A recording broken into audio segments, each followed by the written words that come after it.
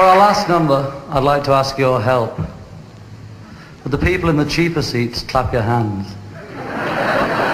And the rest of you, if you just rattle your jewellery. The Beatles were undoubtedly one of the best and most successful bands in the world.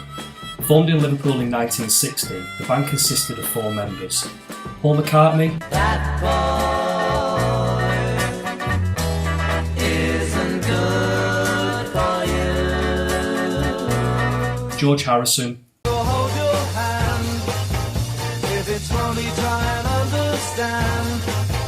There is really nothing else I'd rather do. Ringo Starr, I wanna hold your hand. I wanna hold your hand. I wanna hold your hand. and John Lennon.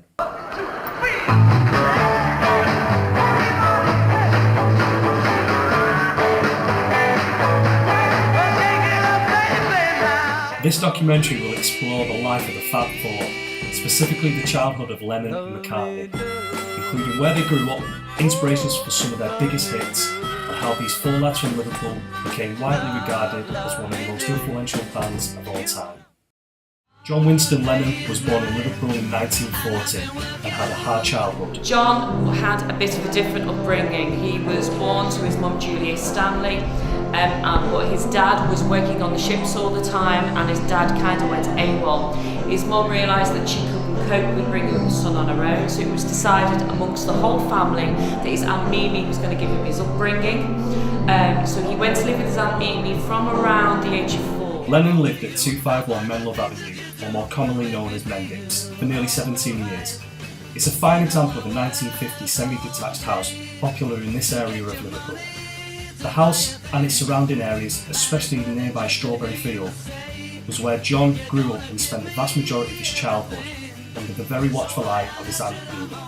He was a very astute woman who just wanted him to have a very good education, and she thought music was terrible and he was never going to get a job through music, and how wrong she was. But John was devoted to Mimi because all she wanted was to him to have a better life.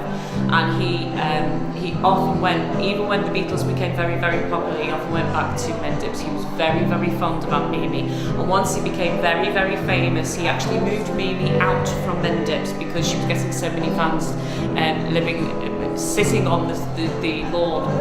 On numerous occasions, she was making toast and tea for them. He moved her down to Dorset in Poole in a beautiful, beautiful bungalow, just to give her some peace and quiet in her later years. James Paul McCartney was born in Walton Hospital on the 18th of June 1942 to Mary Patricia and James McCartney. When we talk about the childhoods, Paul McCartney's childhood, Paul came from a loving family. There's himself, there's his brother Mike, and then his dad Jim McCartney. He was part of the Jim Mac band, and that's where Paul got his influence from. His mum was Mother Mary. She was a midwife, and this was quite an important job. They got to live in numerous places in Liverpool and on the Wirral as well. Eventually they settled in Forthlin Road in Allerton. They were the only family to have a telephone in the house. 20 Forthlin Road is where the McCartney family lived. Paul lived here for several years before he rose to fame with the Beatles.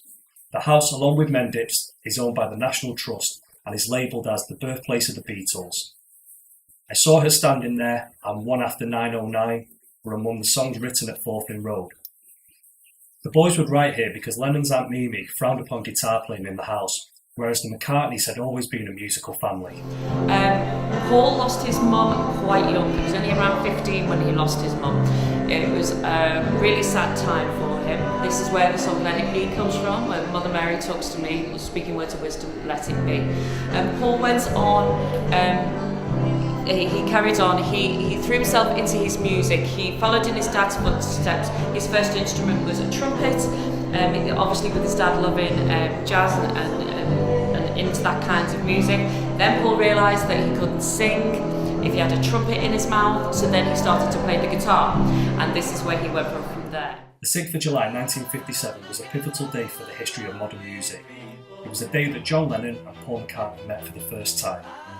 Lennon was about to go on stage with his band, the Quarrymen, at St Peter's Church Garden Fates. One of the band members knew McCartney from school, so he introduced Paul to his bandmates.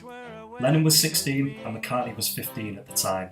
9 years later, in August 1966, the Beatles released the single Eleanor Rigby on the B-side of Yellow Submarine. The song was composed by McCartney, and since the release, the question has always been asked of Paul, who is Eleanor Rigby? And Eleanor Rigby, she is one of the most iconic figures as well. And this was created by Paul McCartney. And there is actually a grave in St Peter's Church. And she was a nurse in Walton Village. But Eleanor Rigby is a fictitious character that Paul McCartney came up with. And it was from Eleanor Brom, the actress, and Rigby's, which was a department store down south, and he put the two names together to come up with a fictitious character for the song Eleanor Rigby. But it just so happens that there already is an Eleanor Rigby in the graveyard of St Peter's Church where John and Paul met. Paul later went on to explain the name Eleanor Rigby was in some way planted into his subconscious from all them years ago. After all, John and Paul would take regular shortcuts through the church grounds in the early days before they became the Beatles. Eleanor Rigby's grave isn't the only location that Beatles fans make pilgrimage to. Penny Lane and Strawberry Field are two of the most common areas for fans to visit. Penny Lane was of course made famous by the Beatles song of the same name, released in 1967.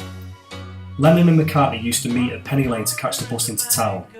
Both Lennon and McCartney shared childhood experiences on Penny Lane, inspired them to write the songs which released as a double A-side with Strawberry Fields Forever.